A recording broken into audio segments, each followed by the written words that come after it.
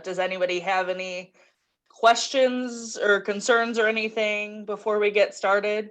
I thank you all for being willing to do it over Zoom. Sometimes with like e-resources and stuff, it's just easier to see it on somebody's computer screen rather than being in a room and being like, hey, here, look at this big whiteboard, this screen. So you're our hostess? I am, yes. I'm Kelsey from the Sioux City Public Library, and I don't know if everybody was here when I mentioned it that our previous local history librarian was supposed to lead this, so for better or for worse, you're stuck with me. Well, do you know more about it than we do? Then we're okay. We're gonna hope so, but I'm sure there's probably some of you that know way more than I do. I don't actively do my own family genealogy, but we do help a lot of folks get on the computer to use Ancestry at the library. Do I need a library card? You do need a library card. And how do I get that? Sure. Are you a I Sioux have City a Western resident? Tech one. Yep. Okay. So that kind of gets you started off on the right foot. Do you live in Sioux City? Woodbury County. Okay. So to access our resources, you'd have to be a resident of Sioux City. So like if you popped into one of the library locations, they'd be able to tell you whether or not you qualify for one of the full access cards. If not, you'd have to maybe go through the Woodbury County Library because that's technically your home library. And I'm not for sure if they subscribe to Ancestry. Most libraries do, but I don't know offhand if they do or not.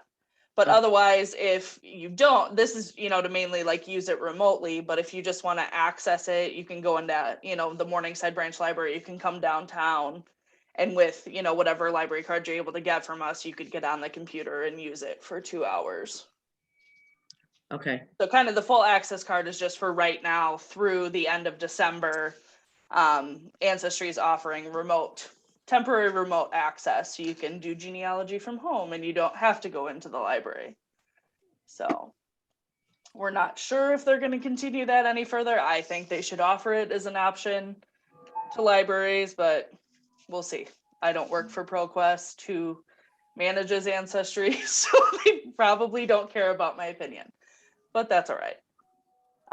So we will go ahead and get started here. Let me just get on here to share my screen.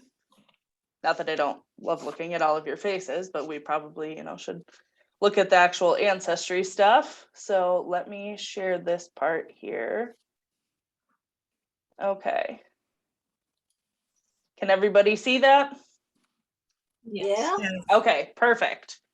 So before we dive in here, I can show you how I got there, which is always, I think, the most important part. So if you go to the main Sioux City Public Library page, this kind of has all of our different events that we have going on, any news that we have, our hours, all that fun stuff. But if you click on e-resources, it's going to take you to everything that we have access to that you can use with your library card. So we've done our class with lifelong learning on bridges. We've done the one on Freegal. Lacey did one on Canopy. So now we're going to focus on Ancestry. So I'm just going to click on that and it's going to take us to the screen that I was at before. Your face is so red and swollen. So if you're at home, because I'm on the library's network, it's not requiring me to log in. But when you're at home, it will prompt you to put in your library card number. And I think I can get that close enough. Your library card number, which is that whole number with no spaces. And then the PIN is the month and the day of your birthday. It's like if your birthday was today, it'd be 0928. So that will get you signed in. And then you can kind of start searching. So what I can do here is we'll start out with just a beginner search. So we're going to hit begin searching here. And I'm just going to use my family as an example since, I don't dabble in it a lot, but if I'm ever curious, I'm like, let me brush up on my Ancestry skills. I'll put in my family members here. So we're going to put in my grandmother. And the nice part about this is put in as much information as you can. Like I could just leave it as Esther, but I'm actually going to add her middle name since it was fairly common in older records that you might go by your first name, but you also could go by your middle name. So kind of the more information you can put here, the better. And then I know that she lived the majority of her life in Jackson, Nebraska. So I'm going to put that in. And it, obviously doesn't come up right away, but it's because it wants me to put the county in between. So then I'm just going to pick from that list. And then I just happen to know that she was born in 1922. If you're curious and you just kind of want to just browse by location, you can do that here, but a lot of times just a basic search with first, middle, last, as much information as you can. It's kind of the easiest route to go. But before I hit search here, I'm going to hit show more options. So then that way, if I wanted to, I could put in her gender, I could put in a keyword as far as, if she had an occupation. But mostly I want to point out to you that if you're just doing kind of a cursory search to really just kind of start out and really find what you can about a person, we can uncheck photos and maps, family trees, and stories and publications. Not that these aren't cool features to look at, Yeah. but they're not necessarily going to get you those historical records right away. I'm watching a Zoom. So I'm going to hit search here. So then, there's, 243,000 results. So we're going to probably want to, narrow this down if we can. So what I can do is these search filters up at the top here really help to kind of narrow in on it. So like it defaults to, it's just a broad search. It's going to pull up every Esther, every Margaret, Esther M. So what we can do is I can put it to exact similar sounds like, and if there's any initials, so then hopefully that's going to narrow it down. O'Neill, pretty standard, so I'm not really going to do anything to change that. It kind of has already done it a little bit itself. If I really wanted to broaden out the date that she was born, I could add plus or minus 10 years, 5, 2. So what I'm going to do, because even though I know she was born in 1922, I can pretend like, hey, I think it was about then. I'm not sure. So you can always do that to help kind of narrow it down if you're not really sure of the exact year somebody was born. I will admit I had to do that with my grandpa. I forgot that he was 5 years older. So I was like 1922 and it was giving me nothing. But then once I added the plus or minus 5 years, then I was able to get access to those results. So I'm going to hit update here and we'll see how much that takes it down. So that takes it from the 200,000+ down to 8,000. So I would think a little bit more manageable, still a lot, but these first couple records I can see here that I know they're her. And I can see that by that, the first, middle, and last name matchup. I know her birthday was April 12th, 1922. And I know the exact date that she died. So it definitely helps the more you know about an ancestor that you're looking up. But what we can do here is what's cool about Ancestry is that there's so many categories of collections and so many records, so many hundreds of millions of records of information that's here, that it can be super awesome, but also super overwhelming if you're starting out searching. So let me pull up, if you wanted to, if you were specifically looking for census records for a particular decade, you could narrow your search down that way. If you were really focusing on like finding, the marriage certificate or, a death date, what cemetery they're buried in, or, any births in the family, you could really narrow that down in the birth, marriage, and death records. There also are military records on here. I think that has been added probably within the last 10+ years on Ancestry. Please don't quote me on it. I don't know the exact date, but that's been fairly helpful for folks if they're looking for draft records, prisoner rolls and lists, and just kind of, general military information, which we can do a search on that. I found something kind of cool for my own family. There's immigration and emigration records, so passenger lists, border crossings and passports, some citizenship records. This directories and member lists is actually pretty fun, but which we can do kind of a sample search in that as well here. So there's city and area directories, so kind of like the ones that you can come into the library and see in our local history collection. This is kind of a lot of digitized city and area directories. The school lists and yearbooks are fairly fun. You can see if there's any yearbook entries for folks when you put their name in. There's also court, land, wills, and financial records. This is a lot more like government and criminal record type information. You could also narrow it down by location. This isn't something that you'll necessarily have to do because usually you kind of know the general area. If you don't know the city, you might at least know the state or something like that. And then you could narrow it down by record date. So I am actually just going to pick this first one here. So it's a find a grave record. But what it does is it gives me more information about her that I know, she's buried in St. John Cemetery, which is in Jackson, Nebraska. But it also lists her father, mother, and her spouse because they're linked to other records on Ancestry. But then also two of my uncle and my aunt are listed on here because they've been referenced to her in other records as well. And not all the time can I guarantee that there's pictures here for find a grave stuff because it's kind of, open sourced and, all of that stuff gets added. But if I wanted to go to that find a grave website, I could easily click on that here. But then I think what's cool about Ancestry is because it kind of knows after you've been searching, it picks up on kind of the location that you're looking at. Obviously, it knows who you're trying to search for. So what it does is it gives me more information about my grandmother as far as what her maiden name was. If I want to go back prior to her being married, I could look at the birth records for her, Esther Margaret Heck, and then that's going to pull that up. And you can always look at the digitized record, which I think this is probably the coolest part of Ancestry for me. I don't know about you all, but I like being able to see all the old time handwriting and just kind of how different forms were and kind of the, I guess, number of details that they ask for. It's a little bit odd and I don't know if they'd ask it today, but was she a legitimate child? Was she a twin, triplet, or other? You don't necessarily see these questions on forms these days. But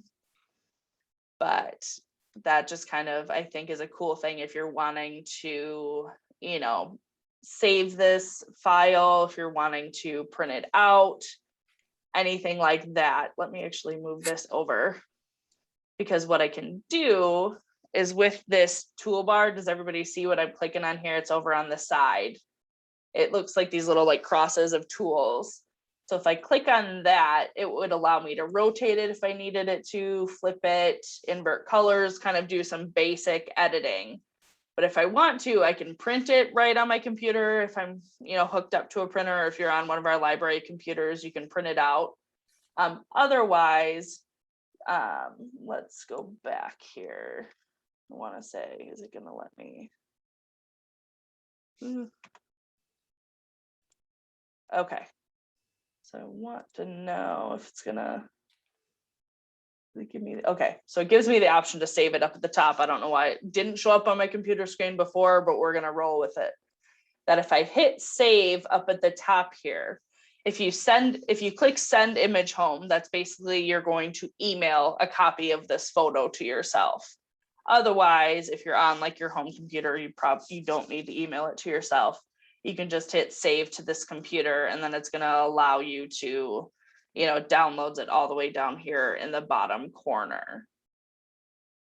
So that was just kind of a basic search, how to download it, how to, maybe filter your search, stuff like that. I'm going to go through a couple more examples and then go through the different, I guess, headers up at the top, because they could be very helpful if you're kind of running into some roadblocks while you're searching, or if you just are I'm not completely ready to start out on my own on this. Ancestry's put together a wealth of resources if you're wanting to look up specific record collections, if you just kind of need help navigating things a little more, because though it is such a cool resource, because there's such a robust amount of information here, it can definitely be daunting when you're starting out, or if you don't actively use it all the time, sometimes you might need a refresher. One tip I will share though is, I mean, it wouldn't really matter because we're only looking at one record right now, but if you've looked at quite a few within Ancestry and haven't like fully closed out of them, you're going to want to use this back arrow button that's within Ancestry itself rather than your back button up at the top of your browser, because this back button goes a lot faster. I mean, like I said, it doesn't really matter now because we looked at one, but I'm going to go back to our main general search screen here. And what I'm going to do, I'm going to actually go, okay. And I'm going to move this back over just so I can see what I'm typing here. And we're going to put in my grandfather, just because I want to show you another one of the record collections here that is newer, I believe, that is pretty cool to kind of look at, and it just helps kind of give you more context to your own family, and you kind of almost feel like, even though you're only seeing the digitized record, you get to see what it might have looked like when they were filling something out, or there's just kind of like that cool, like tangible element to it. So my grandfather's name is Thomas Henry O'Neill. So what we're gonna do is, I didn't know that his draft card was in here. I guess I had never really searched for it, but that would be under the military records if I wanted to narrow it down to draft, enlistment, and service. Fortunately for me, it's right here, so we don't have to do that. But what I can do is then it gives his height, his weight, kind of all that information he would have had to put on his draft card when he, was signing up in World War II. So, and then, like I said, it really just kind of gives you that kind of like cool feeling to be able to see it. I've never really seen his handwriting before, so that can be a really cool yet emotional thing as you're going along. But let's go back here. Then I'm gonna cheat and go back again, because what we can do here is, I didn't know, I wasn't familiar with, before prepping for this class, with the directories and member list portion of Ancestry. It's just something I never really visited, because so much of what we help folks with at the library is a lot of like census and voter list records, birth, marriage, and death. We don't usually go into some of the other ones, but I'm going to look at school lists and yearbooks. So then I can see, is my grandfather in any of these? But just kind of as a fun thing, you could actually put your own name in here. Unfortunately, I'm not in here because it only goes through 1999, but we will give it a shot here. Oh, it doesn't even have my town. That's a problem. So maybe I'm not the best example, but it can be kind of fun if you just want to know, like, hey, who shares my same name? So apparently there's somebody in this 2004 Auburn, Alabama yearbook that shares my name. Somebody in Lawrence, Kansas, and you can kind of look at these different yearbook pages, save them if you want to, maybe find old classmates that you wanted to get in touch with again, or just wanted to be like, hey, I'm trying to remember what they looked like, or different things like that. So really, there's so much information on here that you could browse through, do searches for. You could honestly spend hours just kind of bumming around on here. So it probably helps if you know specifically, what type of searching you're wanting to do, who you're looking for. Another newer component is that Ancestry has partnered with newspapers.com. They're actually owned or like operated under the same, I guess, larger parent company. So they have a wide variety of obits and marriage records that you're able to access. So if we click on this purple link up here, it's very similar to the same, screen that we were at before. So I'm just going to use my grandmother again. In 1922, I know she passed in 1993. Okay, so we're going to hit search. And I am working with our newspapers.com rep, because for a long time, like our Iowa subscription would only give us access from like 1860 something to like 1922. So it helps for like the super, super old microfilm if anybody's coming in to look for that. But for whatever reason, like an institutional account doesn't give you the wealth of access that a personal account does. So I'm kind of touching base with them to be like, hey, now that you are with Ancestry, like, can we up what we have access to? You know, because it's a thing that we get asked for all the time at the library is obituary information. And, you know, we wish that we could provide it a lot more. So I'm kind of hoping that we can twist their arms and they'll help us out here. But at least, at the very least, if I hit view record for my grandmother, it obviously doesn't give me the actual obit, but it gives me information as far as like how old she was when she passed, the date her obituary made the paper, the specific city that her obit was posted in. But what I find really helpful and is, you know, the information that we need if you need our help looking for an obit is kind of the citation of like what newspaper was it in, what date was it published. You know, if we have that information, it's a heck of a lot easier for us to help you know what reel of microfilm to look at, or even, you know, for you to pay us to find it. So for hers, it was in the Sioux City Journal on December 30th, 1993. Normally, if we had access to the newspapers.com part, we'd be able to click this URL and it would take us to the actual obit itself. So I haven't quite heard back from them. I was hoping I would have before our class, but if there are any updates, I will let Mara know. And I'm sure we would put it on our website of like, hey, now we have more access. So fingers crossed that that happens for us. Otherwise, if you just kind of want to do some searching on your own, I know that they offer, I think it's like a free trial for like 7 days. And I think even other folks like pay for an individual subscription, and I think it's like $10 a month. No way am I telling you that that's what you need to do, but there are other options out there if it is of interest to you. So I'm going to go back to our home screen here. And I'm actually just going to move this out of my way if I can. Okay, because I want to be able to see the top of what we're doing.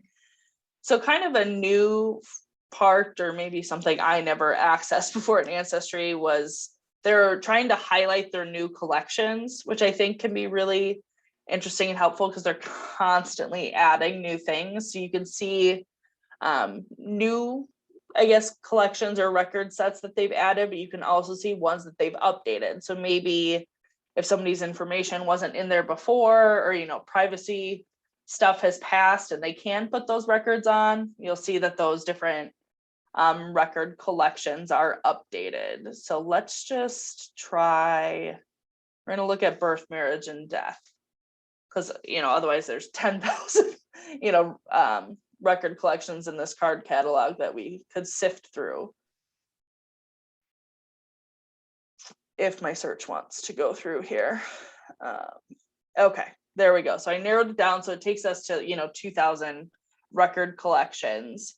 But what's nice here is that it does automatically sort it as a default of stuff that's new, as well as stuff that's been updated, like I mentioned. So it also has stuff in different languages. So if I wanted to look at this town in France's birth, marriage, and deaths from 1791 to 1892, I would just probably want to know some French in order to be able to read those records. So let me see. Let's look at Mesa City, Arizona, US cemetery records. So then it really is super, super narrowing your search down to that I'm only looking in this specific record collection. So then if I know somebody is buried in Mesa City, I could put in their first and last name and all that other information that will help get a more accurate search. So then it's just kind of a nice, fun way. I honestly just look at the stuff just to kind of like play around in it to see like who we can find. Let's actually look at, I like to browse through the picture collections. It just is a way to kind of actively, look at history, it feels like. So let's say we wanted to look at historical postcards from the United Kingdom and Ireland. I'm just gonna put in Dublin to see if that gets us anything. I'll admit I didn't do this particular search ahead of time, but that does bring us, 139 records that we could look at. So if I wanted to see the National Gallery in Dublin, the Italian Room, I can look at that specific postcard and I could save that image if I wanted to, or download it to my computer. So not only are there, specific, people records, but there's also kind of this historical ephemera records that you're able to look at on Ancestry as well, which is not necessarily something I think that they advertise a lot, because they know their audience is wanting to do more genealogy and family history, which I don't think I really mentioned it before we started, but genealogy and family history research is still like one of like the fastest growing things that people just want to know where they came from. They want to know their family's history, how they got to where they are, anything like that. Another cool feature that they have is this charts and forms tab. And on here, there's the ancestral chart where you can record, from whom you directly descend. Mara was kind of saying that her uncle had put together like a whole like circular chart of it. So you can download these here. If you have Adobe on your computer, you could just fill it out on there. But it's just kind of, these are all helpful ways to keep your research organized.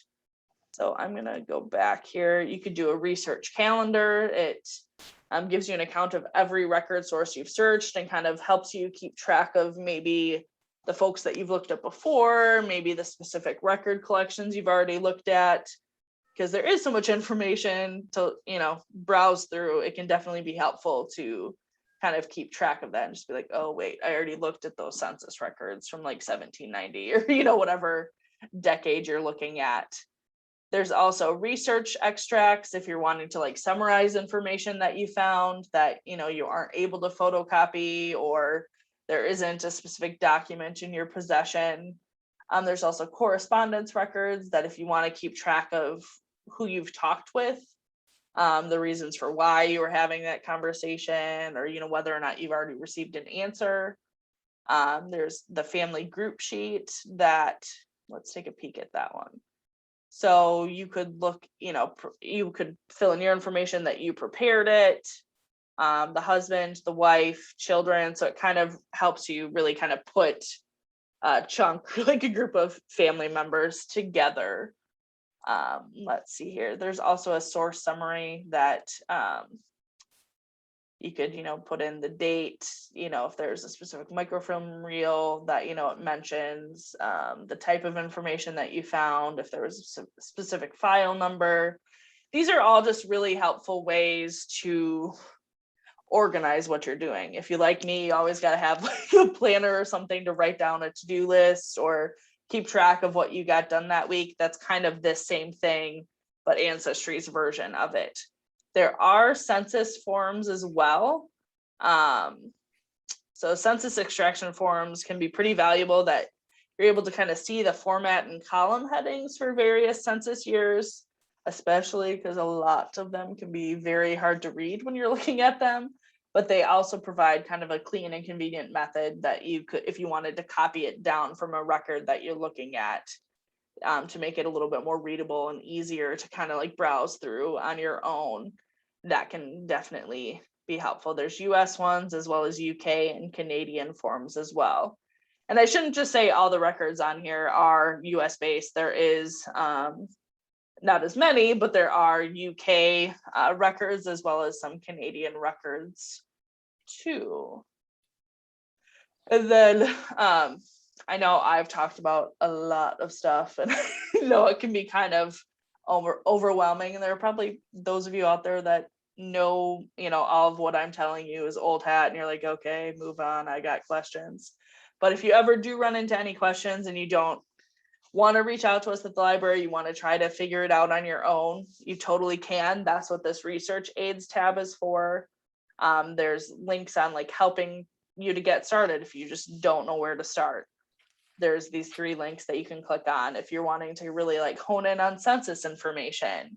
If you're wanting to, look at religious records, or, really wanting to look at like military records or cemetery research, there's this category called Beyond the Basics. But there's also, helpful research tools for immigration records, military records. And then if you're wanting to find out the ethnicity of your ancestors, there's, kind of guides on how to go about finding those ancestors.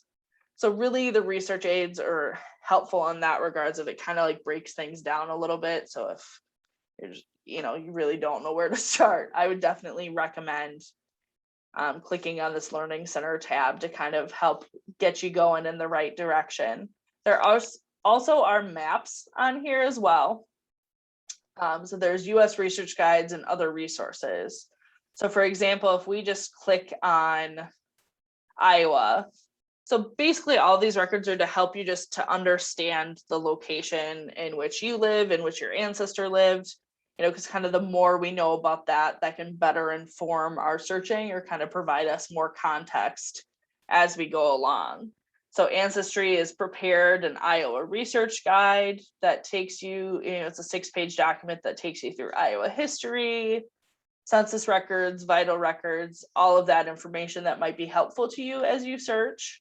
Also, there's these different wikis that they've put together as far as, specifically census records, more detail on vital records, kind of all the information on Iowa land records. So let's just click on that one.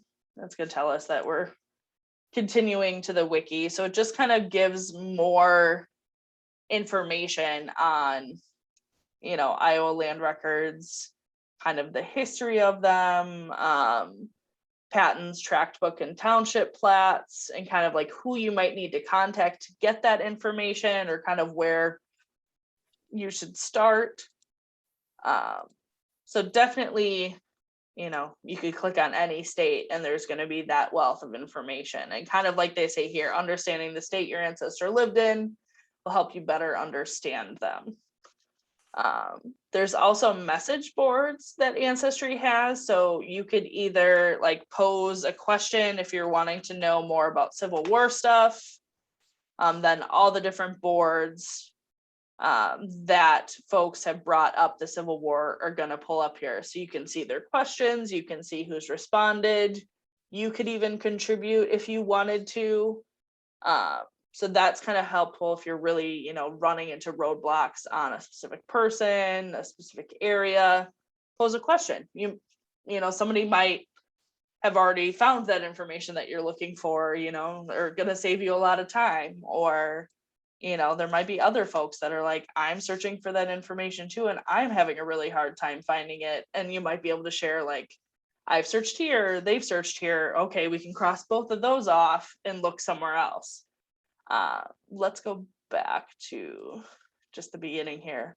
But there's also surnames or topics that Ancestry has put together. So let's just click on R. So we could, there's surnames, if it starts with that. Otherwise, you would search the boards like we did before for specific topics. There's also different categories if you're wanting to look at, Canada, Australia, the US, as far as, if you're wanting to like really get into the message boards on like cemeteries and tombstones or military records. The topics categories could be really helpful for you in that regard. I think I have pretty much gone over all that I had planned to today. I apologize. I know I threw a lot at you, but I wanted to make sure that we had time for questions. I promise I will answer them to the best of my abilities, but by no means am I the be all end all ancestry expert. A lot of you probably know more than I do if you actively study your family's genealogy or you're, actively searching. So does anybody have any questions? Yeah, I I see do, Gail. Kelsey. Yeah, Oh, Jason. okay. Kelsey. It's Harriet. Go ahead, Harriet. I have quite a bit of genealogy information on my mother's family, but I have none on my father's. Mhm. I know as far back as his mother's maiden name and where he was born, I think. Can I just start with that, do you think? Yeah, I mean, you could definitely give it a shot. You might have to use kind of some of those limiters to narrow it down if you get too many results. But sometimes if you don't have a lot of information, it might be hours of just kind of like scouring through those a bit. That's what I was afraid of. Yeah, I know.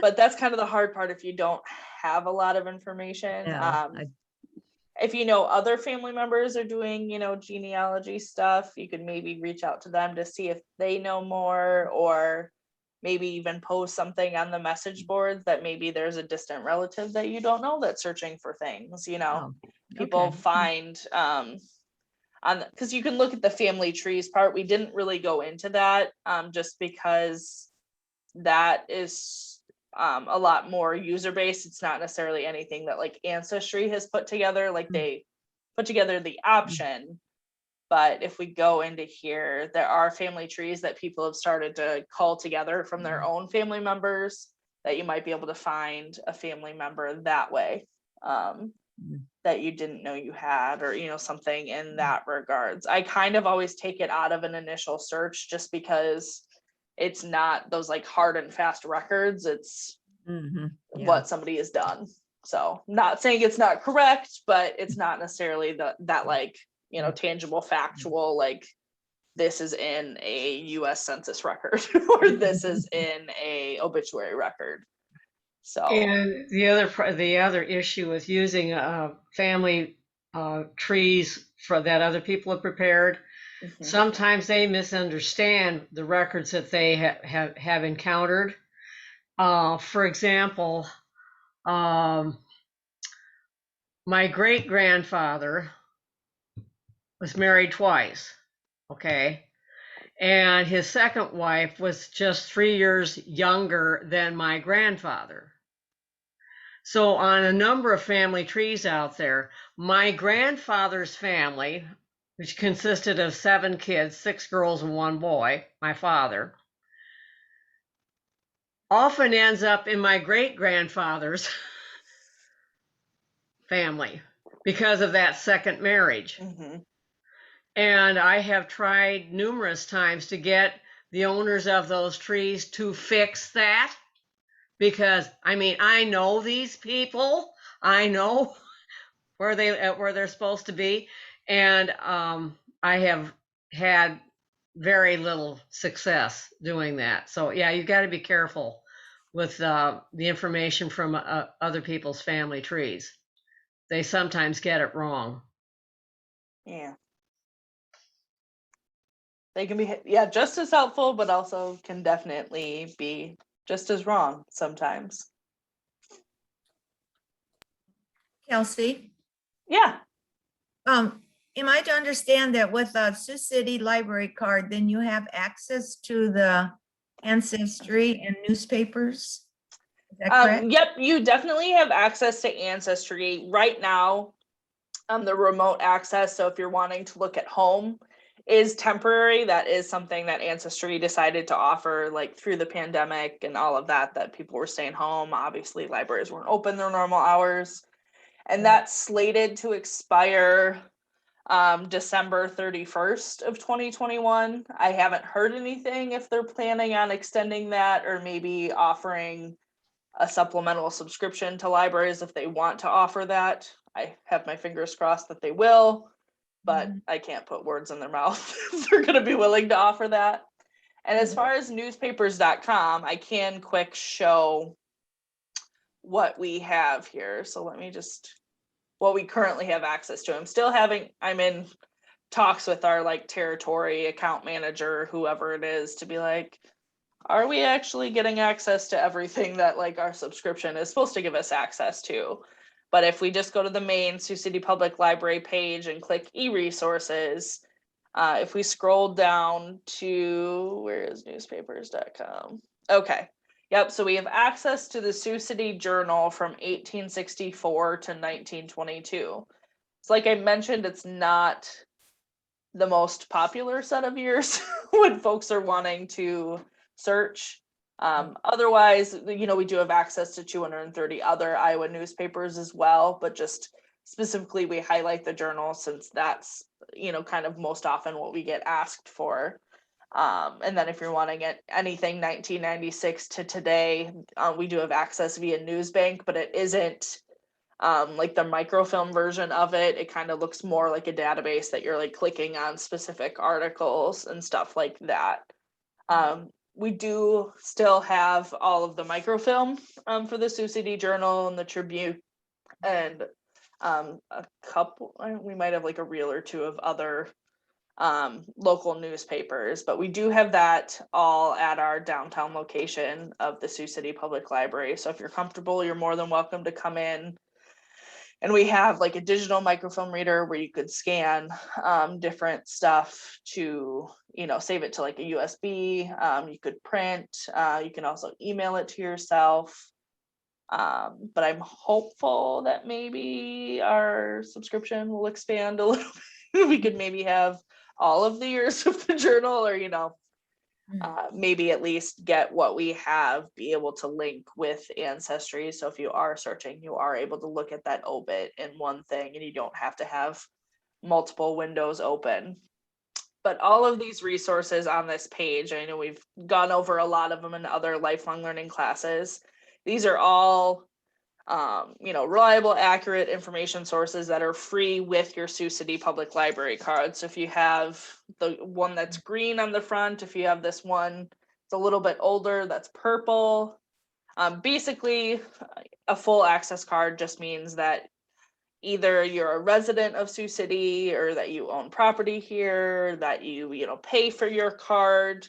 But if you ever have any questions about that, you can always call, and our circulation staff are happy to, you know, look up your card if you already have one to make sure you have the right type of card, or if you don't, they're always happy to tell you what you need or what type of card you would qualify for.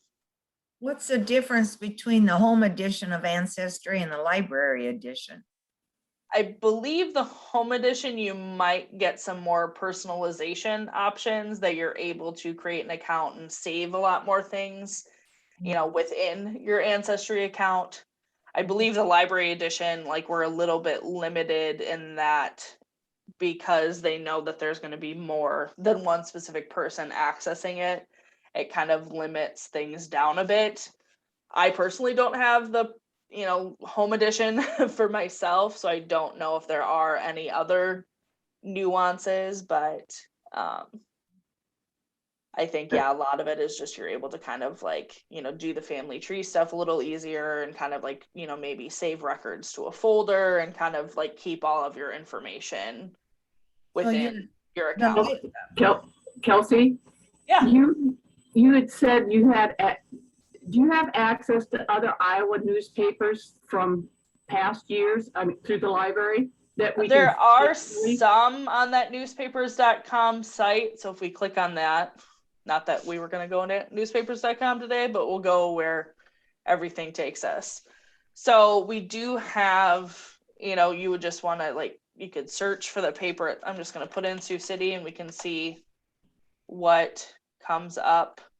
So, I mean, there's the Journal, you know, for obviously a ton of years, but if Right. I look at, I can look at the different newspapers. So it does reference the Carroll Daily Times, the Courier in Waterloo, Cedar Rapids, you know, Do there's they do plenty. small town libraries, or small town newspapers?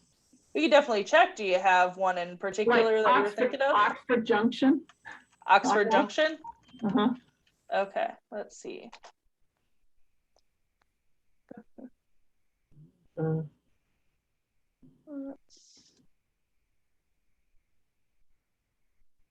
Not seeing it in here.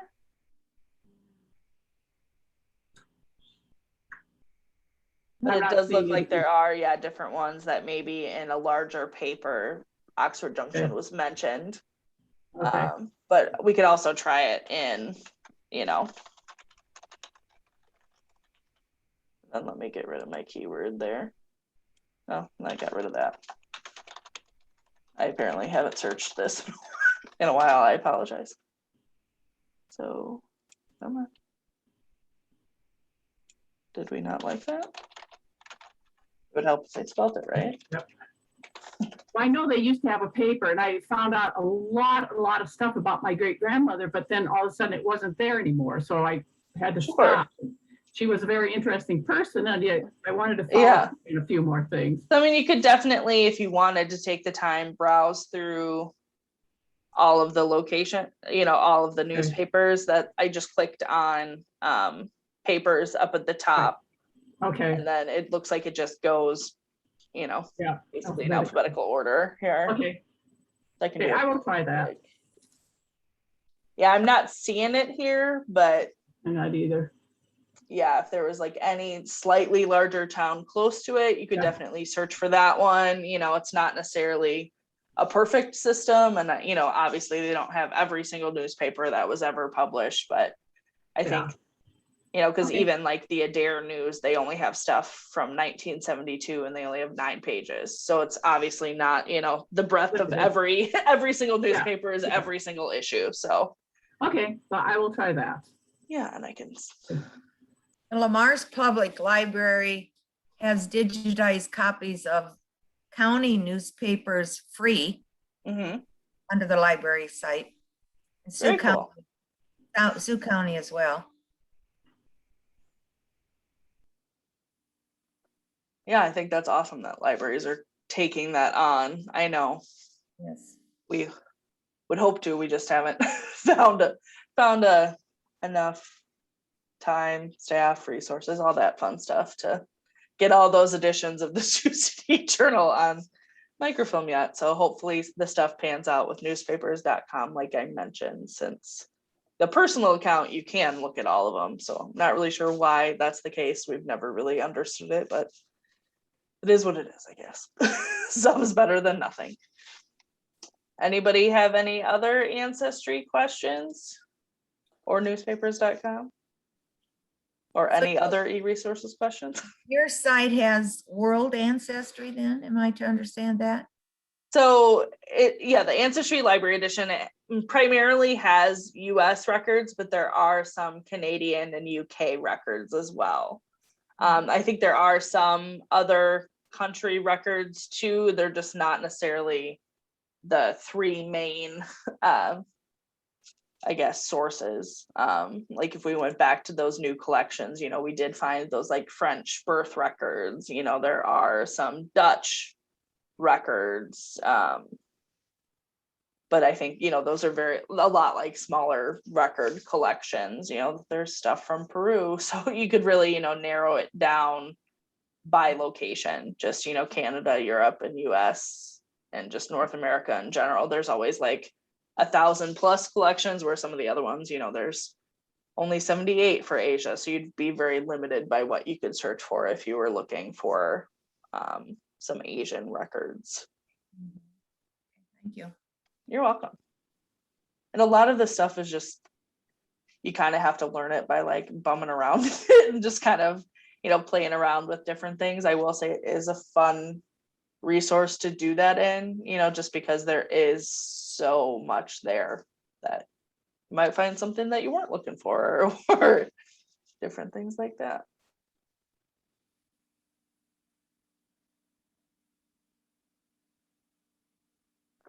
Well, that's super cool, Kelsey.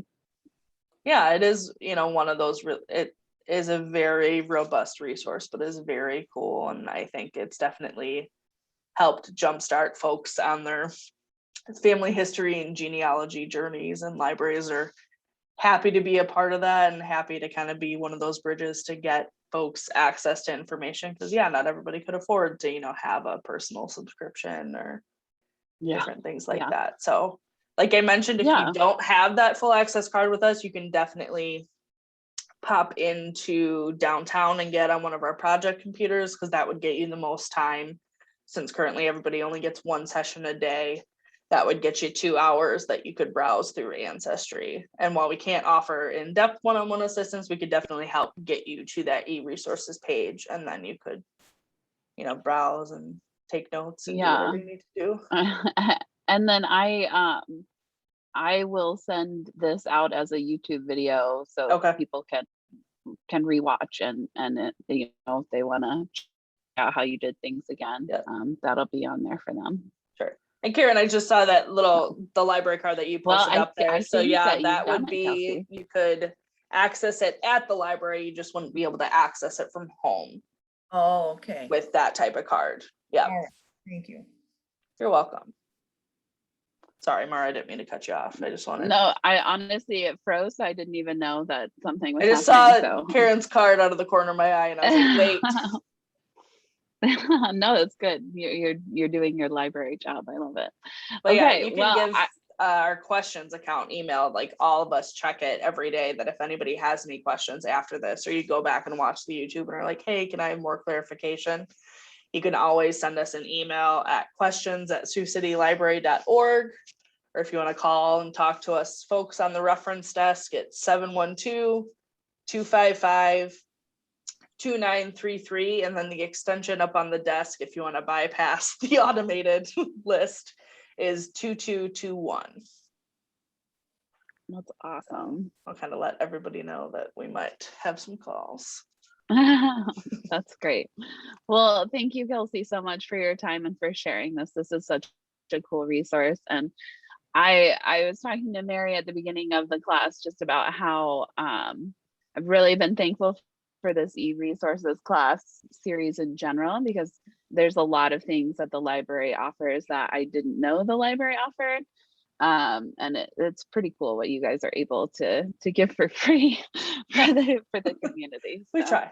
thank you guys so much. Yeah. Well, thank you everybody for attending. thanks, And everybody. Thank you, very interesting. Thank you, Mara. Have a, thank you, Mara. yeah. Thanks, Mara. Thank you, Kelsey. Bye. Have a wonderful day, everybody. Yeah. Thanks, Mara.